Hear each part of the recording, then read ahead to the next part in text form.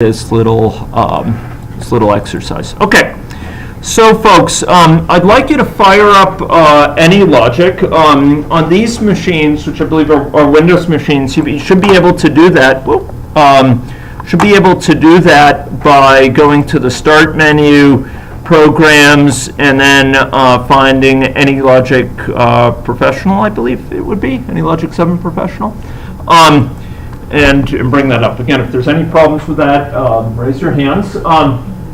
Once it is up, we're going to be going to use and modify a model here, which is actually packaged with AnyLogic. This is a little bit unusual. Almost all of our models are instead custom built for these boot camps. But if you go to the Help menu, you should find on the Help menu an item that says Example Models, and you should choose that. And that will bring you to a screen like this, where one of them is entitled How-To Models on the left-hand side here. And you should go select that, okay? So How-To Models. A bunch of models will show over on the right-hand side, and you'll be going down, you'll be scrolling down this right-hand side to one that says SIR Agent-Based Model. So again, Help menu, Example Models, this whole slide will come up. You go to How-To Models, and you scroll down, you get SIR Agent-Based. Okay? Okay, so who needs help here? The TAs are... Just a question. Yeah. So we'll need to enter the key, right? Yeah, So that we go enter the Okay. key back in. So if you want to enter the key, what you'll do is, and I could actually follow this thing through here. Okay, let me go back.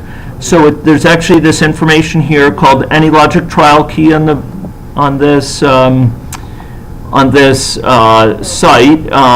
So it's on the site listed there on Dropbox. And I would give you the key, but it would take me a while to recite it. So it would be best to actually go there to the Dropbox and find that. So the TAs are deployed. Sorry. Great. Other questions in getting to AnyLogic right now? Okay, so where's the question is to do with that? Okay. Okay.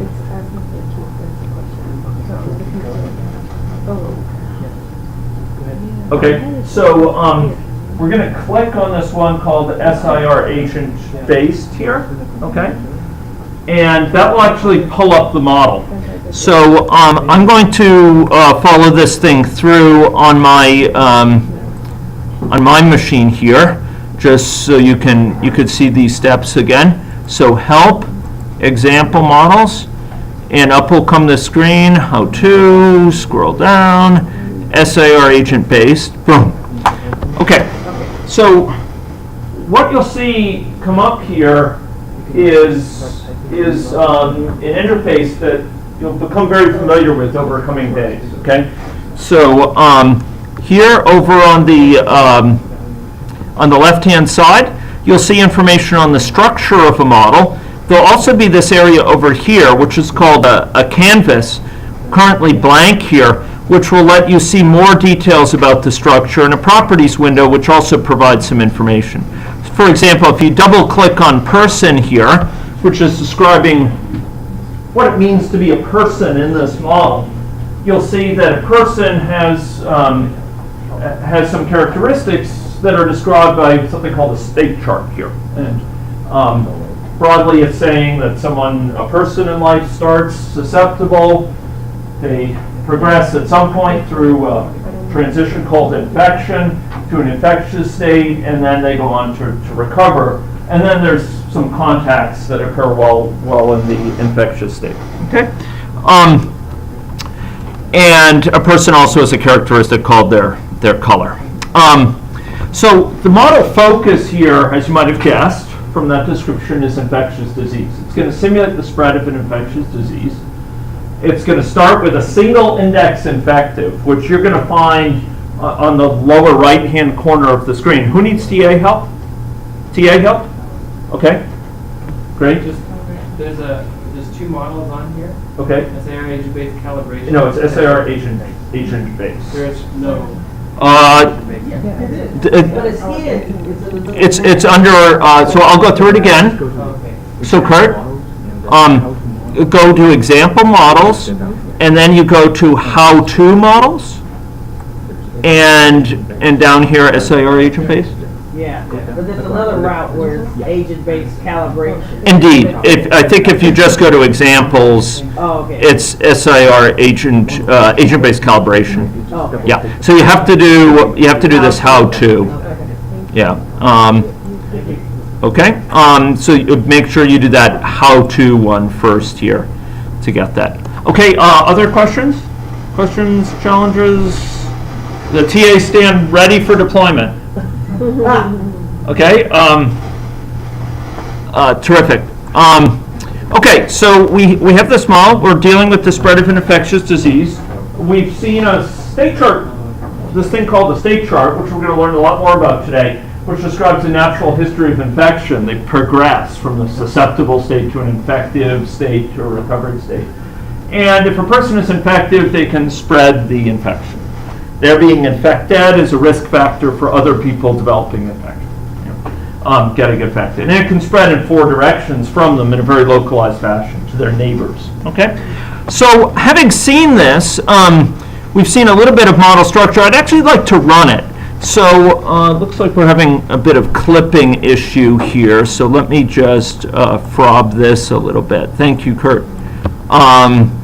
And I'll just get that back up here. So I'd like you to right-click here on this this thing here that says simulation, and do run. I'm afraid of feedback effects, Sir Kurt. And then do run here. So let me say that again. So when this thing came up, you can right-click and say run. Alternatively, you could put this here and press this button up here. And you could even do through models, you could do it through run. I would suggest right-clicking on it and saying run. Okay? Okay, so when you run it, you come up with this interface that stands before you here.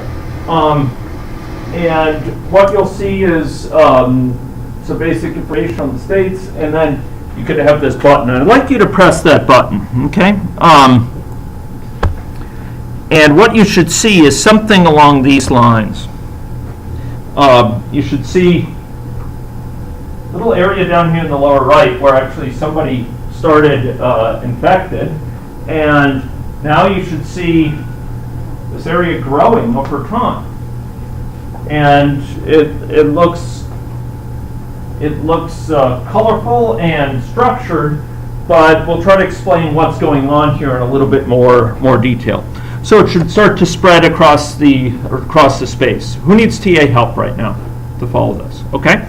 So let's talk a little bit more about what's going on here. We've just seen a little bit about the structure of a model and a little bit about how a model runs. Let's try to unpack this a little bit in terms of what's going on. So we saw this spread. We're going to use this little example, which shows the spread of infection across a space from one initial individual, spreading locally to their neighbors and continually spreading out here as a little case study to kind of learn about agent-based modeling a bit and learn about how AnyLogic works. Okay, so what I'd like you to do to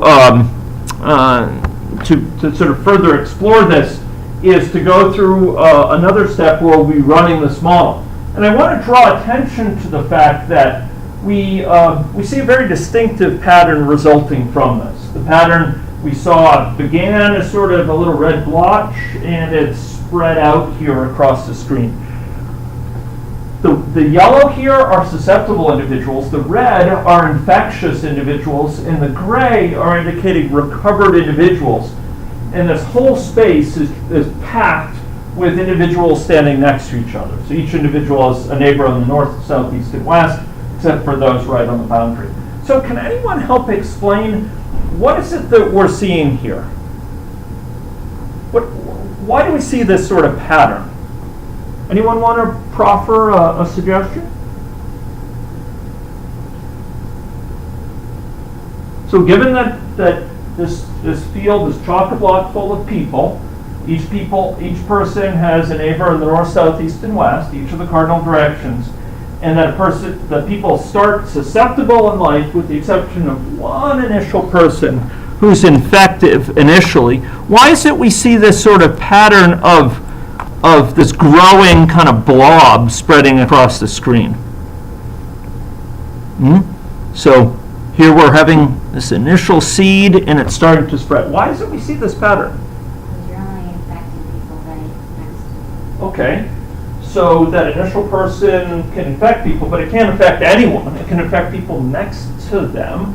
And so they can infect, and each of those people in turn can infect people. And so there's this process of sort of localized infection. Okay, good. So why is it we see this sort of pattern where there's yellow out here and then sort of red on the periphery and then this gray here? People are transitioning through the state. Okay, people are transitioning through the state. So who, on the screen, if we looked here, who are the first people to get infected? Right. The gray, somewhere down here, right? And the longer it's been since they've gotten infected, the more likely it is they've recovered. So we have the gray on the interior. What's going on this periphery here? And these are newly infected people. These are people who are currently infected. And some of them are located right next to susceptible individuals so they can spread the infection to them. Others are kind of stranded here. All the people around them are either recovered or infected. So they're not infecting anyone, but they take some time to recover, right? And so we see this kind of pattern here along the periphery. Okay, so we see this very distinctive, repeatable, structured pattern. But we also see that it's not totally, determined in its pieces. If I ran this model several times, we'd actually get slight differences between sort of the texture here along the end of it. There's actually stochastics. There's uncertainty about who gets infected by whom. There's uncertainty about how quickly a given person will get infected. Now here it's a pretty black and white situation. Everyone eventually gets infected, but there's vagaries of the process involving when, by whom, and exactly how they're infected. Okay, so having seen that, I want to now ask, do we see within this model, which depicts an individual's progression from susceptible to infected to recovered state, is there any indication that we've programmed in somewhere, that we've kind of put in this assumption that there's this ring and it's expanding over time? Where is that pattern that we've seen within this model? Does anyone see it? Is that pattern sort of this growing ring with this red around it? Do you see somewhere? I mean, we could poke around here. Is it there? I don't see anything about this sort of ring, expanding ring. Is it something to do with recovery? Where is that pattern? Where'd that come from? You. Sorry? You. Okay, it did come from somewhere from here, but it's not reducible to any one component here. We can't say that it's because of the recovery we see that ring alone. We can't say that ring, we told it within when a person's infectious to create a ring shape. The ring was not in any way directly programmed into this. We didn't, when this model was built, we weren't trying to create a pattern of that sort with, the recovered people in the center and the susceptible outside. Instead, that's what we call an emergent pattern. It arose from this, but it was in no way presupposed by this. It arose in a slightly surprising way. It's always easy in retrospect to say, oh, well, it's kind of obvious it will result. But it arose as a result of interactions of diverse factors. For sure, many of them shown by this state chart. The people start susceptible, go to an infectious state, then recover. That dictated a lot of it. But that's not all. It's also the fact that people are in this space and they can infect people only next to them, and they're in this north, south, east, west. These things are all tangled together in a way that yields this sort of very striking, very, visceral and obvious pattern, but is not reducible to any one component here, right? So we say that's an emergent pattern. It's not in any way presupposed, prefixed or predetermined by this model, by any one component of the model. Instead, it's a result of the interaction of large number of components of the model.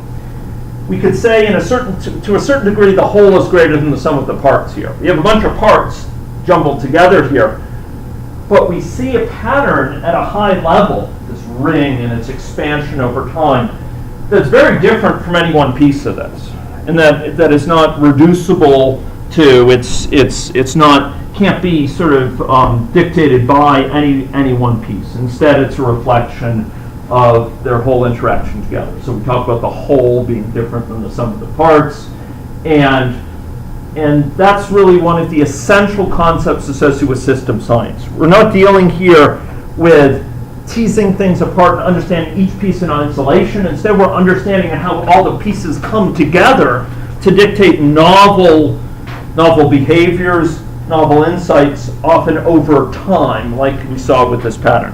So we're going to be using this as a little platform for expanding our understanding of these basics of system science and agent-based modeling within AnyLogic. So I'd like you to go through some little exercises here. So first of all, I'd like you to actually run this model another time. So we did it, remember, by right-clicking on this. I should note that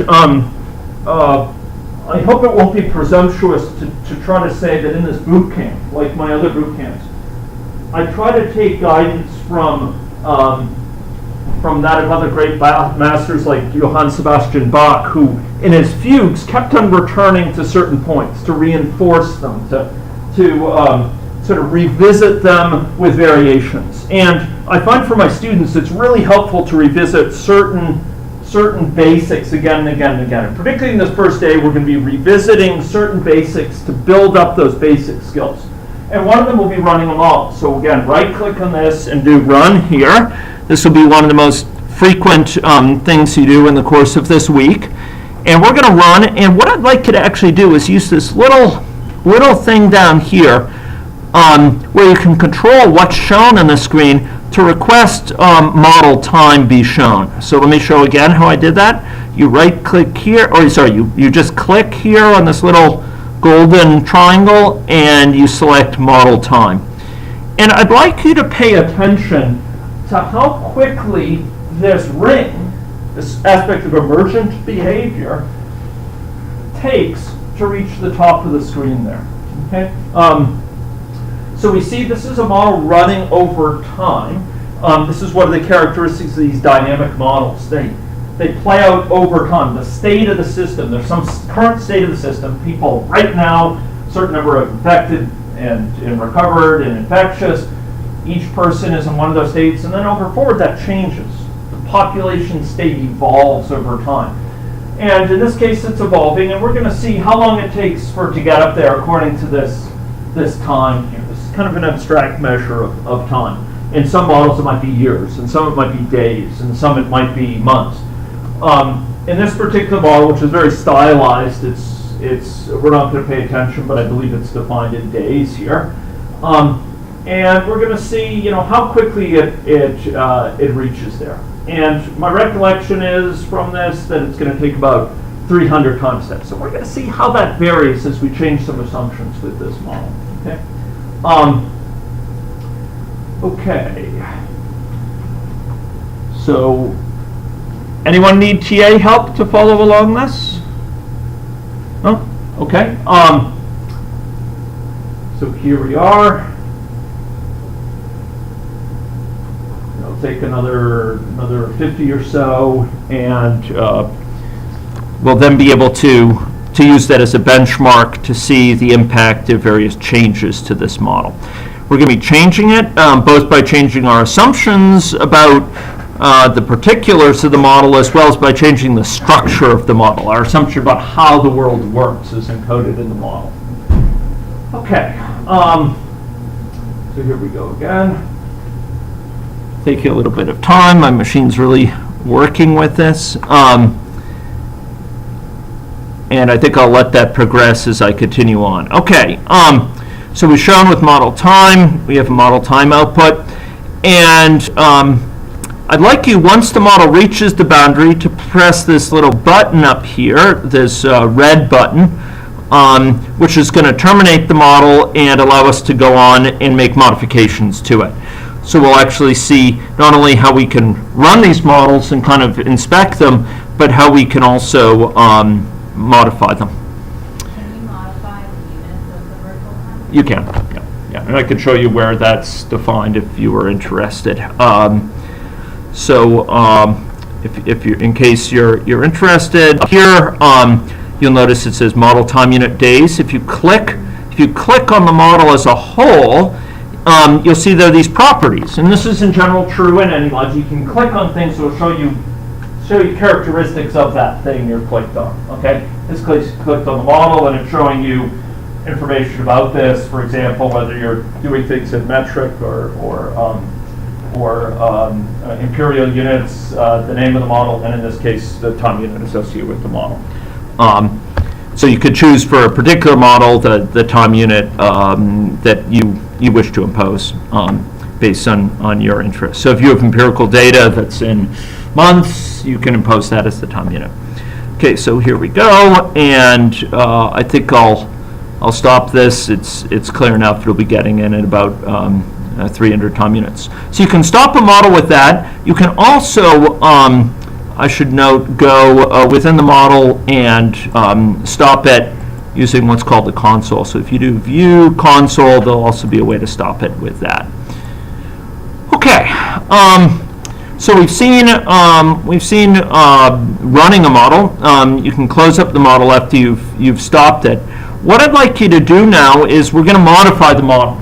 This model describes what you could view as kind of a dynamic hypothesis for how the world works. This describes, the state chart describes a hypothesis for sort of characterizing certain aspects of the world that people start susceptible, they go to an infectious state and then they recover. And there's certain detailed assumptions by how quickly they recover, under what conditions they become infective, how contact takes place. But we can see this as kind of a dynamic hypothesis for describing how things work in the world. Okay? And we're going to modify some of the particular assumptions about that. So the first thing I'd like you to do is I'd like you to right-click here on this experiment. This is an experiment we were running. And I'd like you to right-click on it and do copy there. Another way to do it is through the edit menu. You could do copy there too. In general, AnyLogic allows many ways of doing it. I like to right copy it. And then I'd like you to click here and do paste. Okay? And we're going to create a second experiment, an experiment which is going to involve different conditions. So we're going to have this kind of micro world. These experiments are going to allow us to run this micro world with different assumptions in place about how things work. Okay? So we now have two simulations, and you should get something like this. And I'd like you to click on the simulation, the second one that's been created, and you should see something like this down in the properties window. Who needs a TA? A TA? Second TA? Who else? Who else would like a TA? Okay. Winchell, maybe you could take a look at both of these. So you click on that. Right click? Just regular click. And then over there, we're going to insert, instead of simulation, we're going to insert slow recovery. Okay? Slow recovery here. See that? Okay? How did I do that? I clicked here, not right click. Just click because we want to select it rather than telling it to do something. We right click to tell it to do something. We click on it just to select it, and then you can type slow recovery. Okay? And we could do save up here, or save model, and you'll notice it will reflect this slow recovery. Okay? So we're gonna run a sort of counterfactual situation where we imagine people are recovering more slowly. And I don't think we actually have to worry in this newest version of AnyLogic. It knows to use main. Okay, great. The next thing to do, so we can actually delete this slide now. This is deprecated. Boom. Okay, so now what I'd like you to do is, if you've got that selected, just as you changed the name before, should be something that says average illness duration. I'd like you to change it to 50. So when we change this here, slow recovery, and average illness duration, I'd like you to change it to 50. So we're changing our assumption about how quickly people recover here. People are still going through this basic progression: susceptible, infectious, recover. The basics of the natural history of infection remain unchanged. This hypothesis we've posited about how people go through these stages of infection remains unchanged. But what we're doing is we're changing the details, namely how quickly people get recovered. We're gonna assume a different value than we use by default. So you can think of this as positing some counterfactual situation where we assume a different value, a value of 50 there, and then we're going to run that model in the same way. So we can do right-click on it and do run for the, but note I'm right-clicking on slow recovery, not on the original. We've already run the original one, and each time we run it'll be a little bit different, but it'll be pretty similar in its essentials. And now we're running it out, and we're going to see how long it takes to reach this corner. Okay, who needs help here? Who needs TA help? Okay. Who needs professor help? Okay. Okay. So we're running the slow recovery thing. What should we see that would be different? We have the slower recovery. What should we see that? How would that change things? Can anyone see some change? More prevalent cases. People stay infected longer, and they say infective longer, and so there's this thicker boundary here, and a lot more people in the center here have stayed infectious. Okay, good.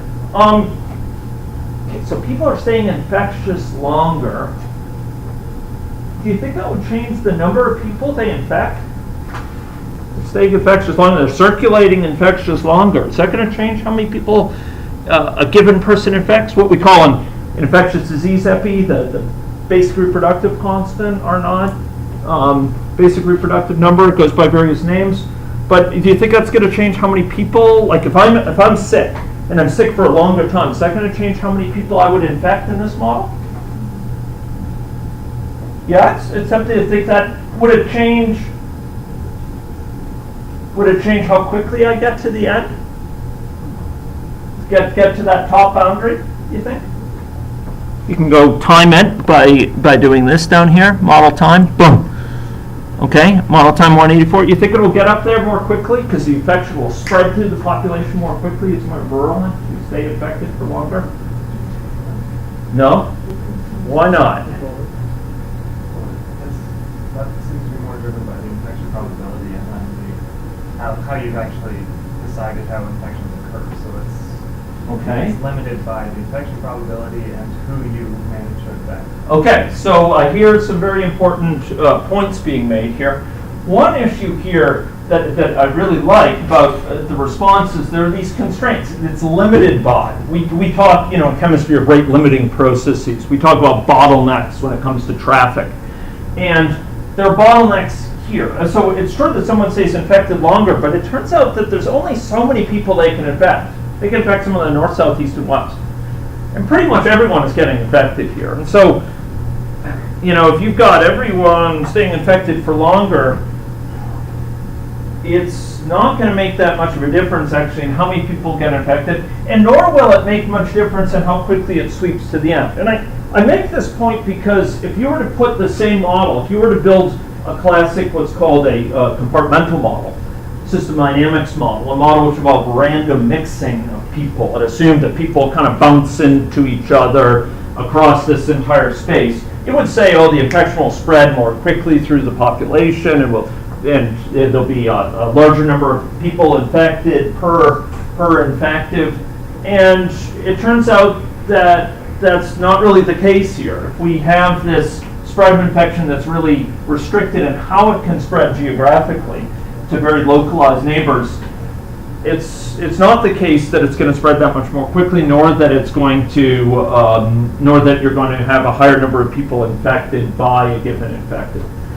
So we could run this out longer, but the point is it's not going to spread as far.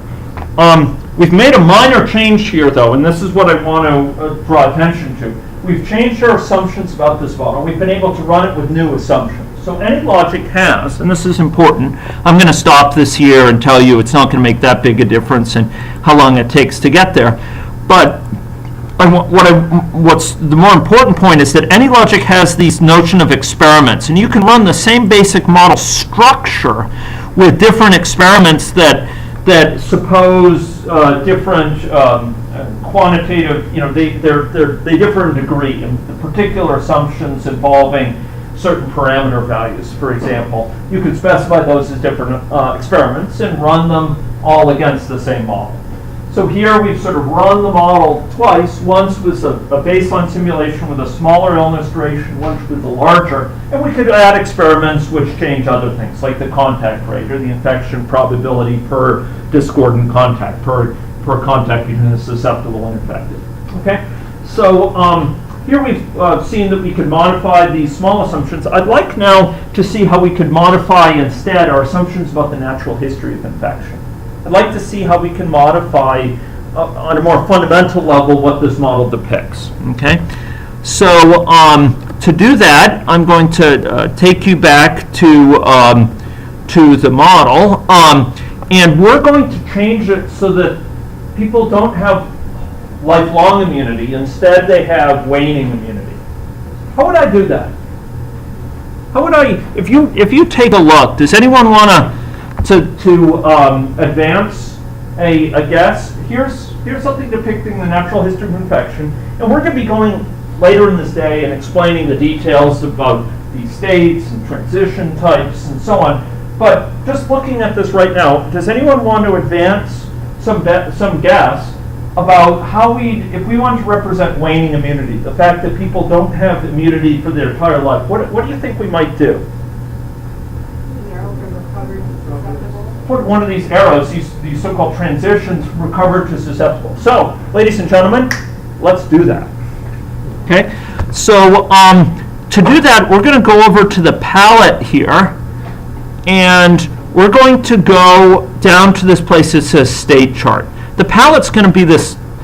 It's like the artist's palette. You could dabble things and put them into your model from the palette. You see there's a wide variety of different things you can put in there.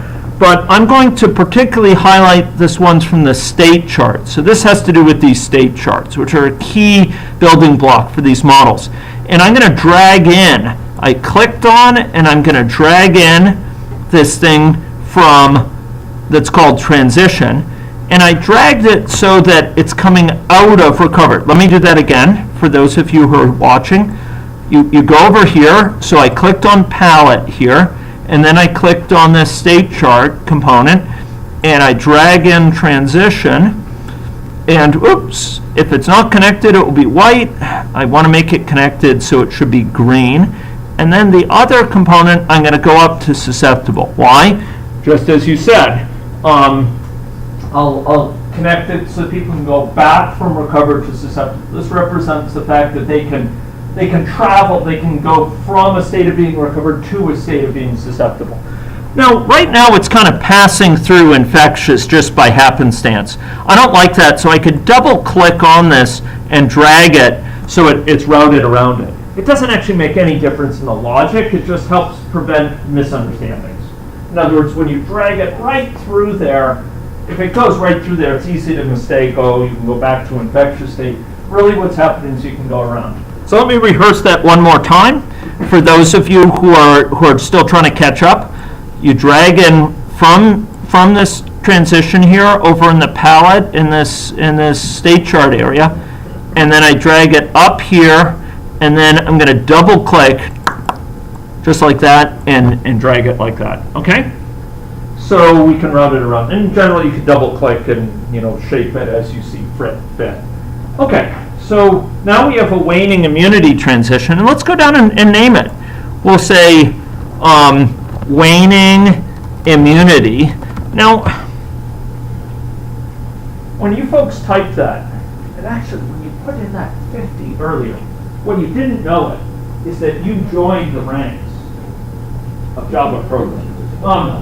So it turns out that you've done actually a bit of programming without realizing it. This name, you have to be careful. You can't put a space in the middle of it because to put it simply, it won't like that. So you have to actually write out. And one of the ways we write things like this to make them clear is we put a capital to indicate separate words so that you can easily read it, waning immunity, or you can put an underbar. Yes. Oh, I need Oh, help. TA, help. TAs stand ready to serve. Okay. So waning immunity here. Yeah. And then, folks, let's do show name, just so you can actually show it. It'll say it clearly. Now it's kind of located out there, so I'm going to drag it out. So when I showed it, it kind of made it appear here, and I just dragged this little thing here, so we could see it. So this is the waning immunity transition. Okay, and now we have to say something about what the assumption is with this. Okay. I'd like you to set it to be a timeout. So in other words, we want them to lose their immunity after exactly some amount of time, say 100 time units. So after 100 time units, they're going to lose their immunity. So people go through life, they start susceptible, except for that very first infective. They become infectious, they recover, but then 100 time units after they recover, they become once again susceptible. Boom. So we've set the semantics of the meaning of the kind of the logic, the behavior of associated with this transition by specifying it. In a certain time period, they become susceptible again. Okay, I'd like you to run that now. Oh, okay, so who needs TA help? TA help? No? Okay. One note, Yes. that properties window, if you click that X by the properties window, it'll disappear and you won't be able to follow. You can bring it back by going up to the view and then clicking properties and it'll pull it back. There it goes. Thank you. Click on that, you can ask help, but you can also go to the view panel. Right. Thank you, Kurt. Okay, so we'll discuss a little bit more about the interface later, and I appreciate that because that can be confusing. Okay, so ladies and gentlemen, we added this transition, we named it, and just for our sake, because of the human theater of modeling, we asked it to show the name and dragged it up there. Just a question. So the way this is going to work, Yeah. I'm not sure what's going on with Java in the background. Okay, we're going to be. The idea is that as soon as you enter the recovered state, Yeah. a timer starts. That's right. Right, and That's then right. once that timer hits 100, then you get transition back to Then you transition back to And it's system. the same timer for every agent. There's no randomness here. Everybody's going to wait 100. Correct.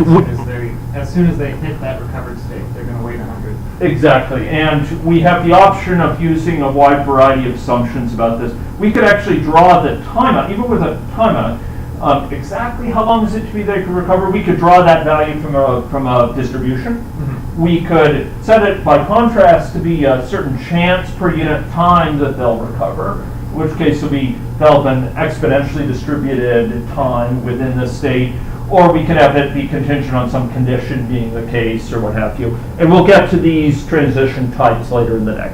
Okay?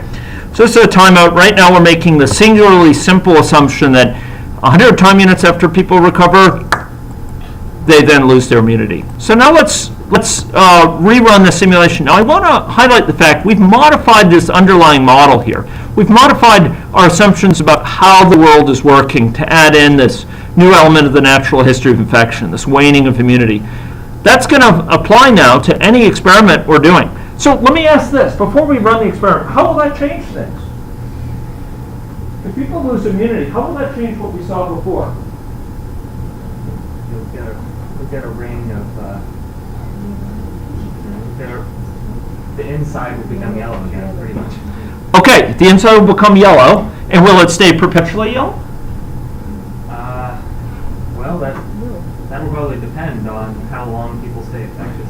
Okay, so we're starting to try to understand, okay, the emergent behavior, what that might look like? It will depend on the vagaries of how long people stay infectious, because if there's even one infectious person still there, when people lose immunity, then what will happen?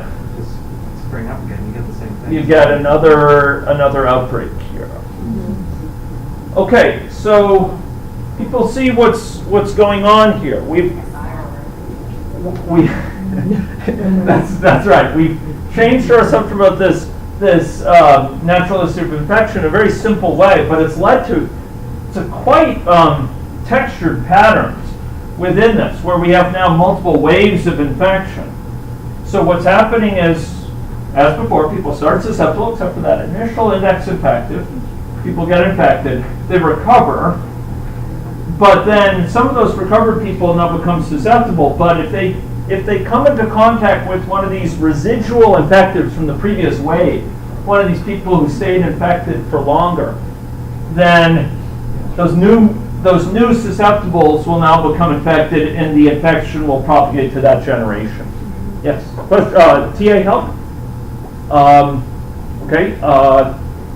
Yeah. I just know Sure. what's going on here, so I Okay. Okay. So let's see. That's I don't. Okay. Looks like. Okay. People cannot be. That's interesting. Okay. It looks like.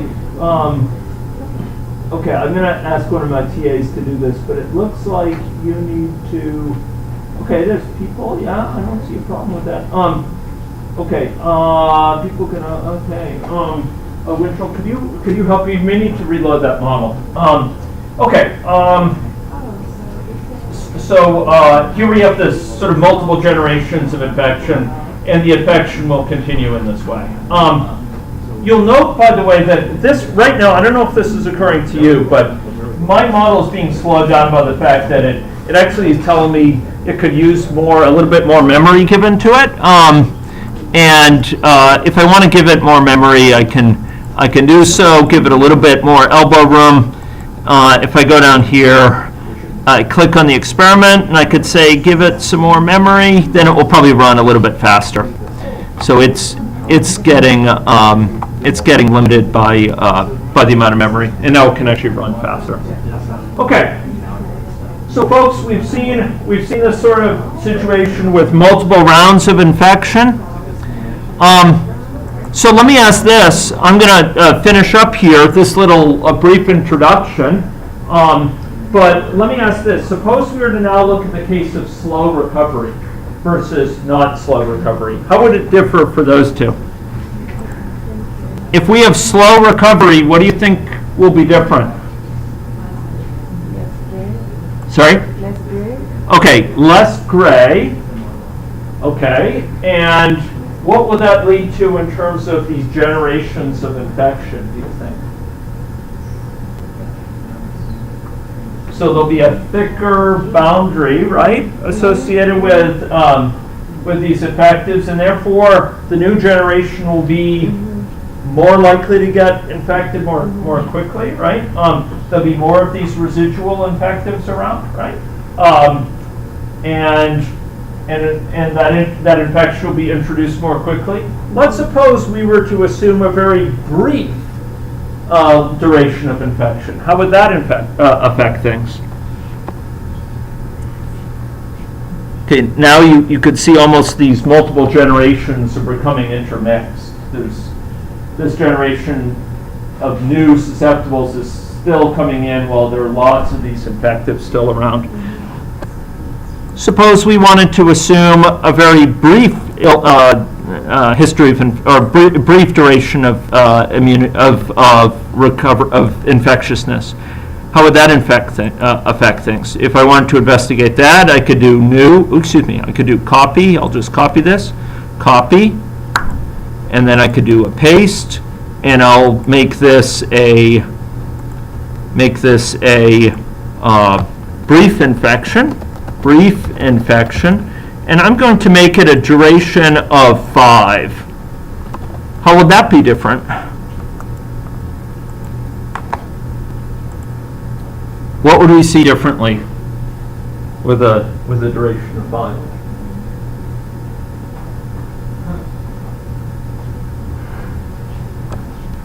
Well, we don't even see the infection spread in the first place.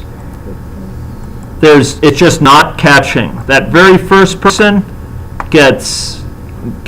clears the infection quick enough they don't even infect others.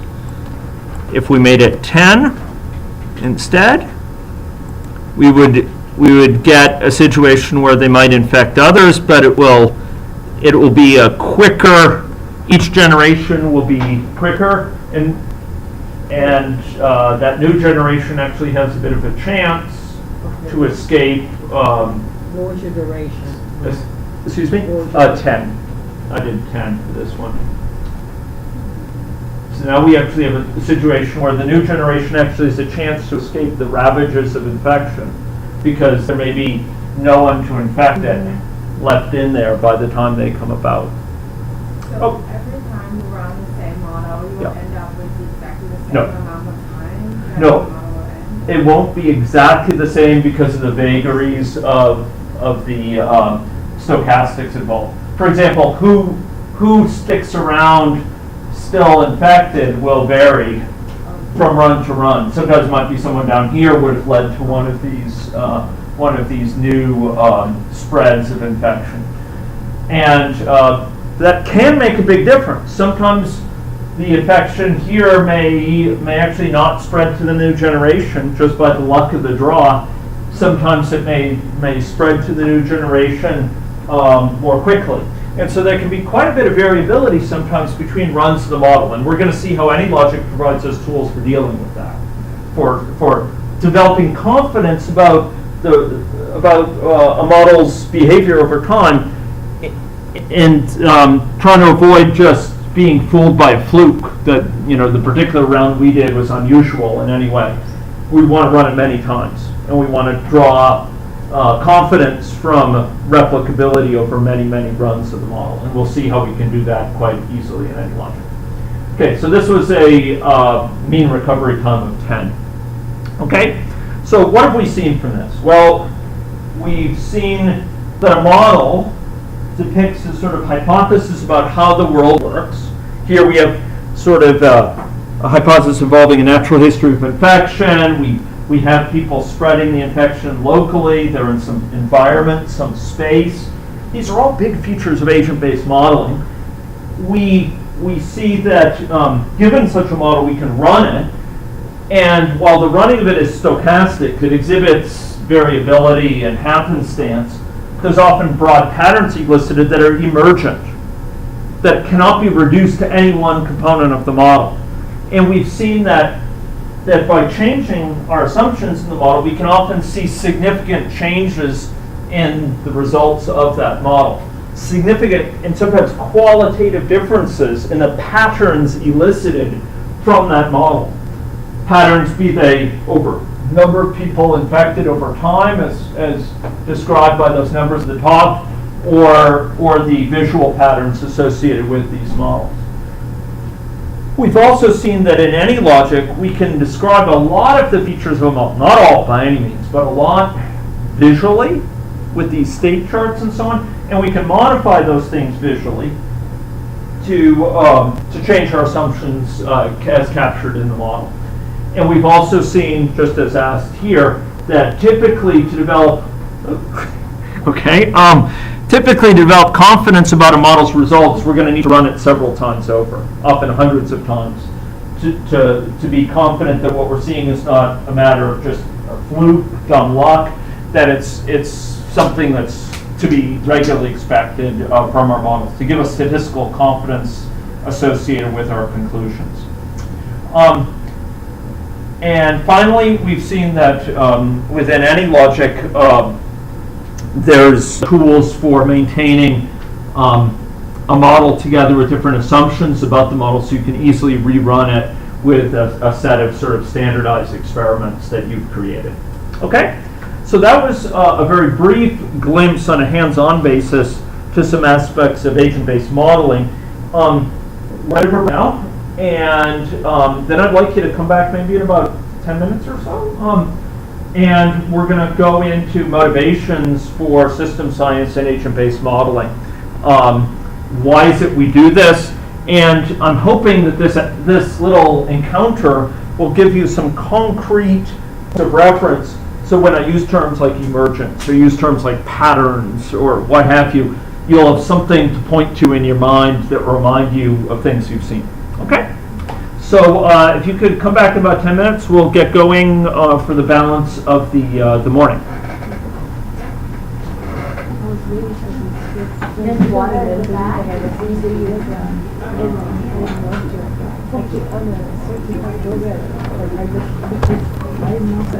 You are good.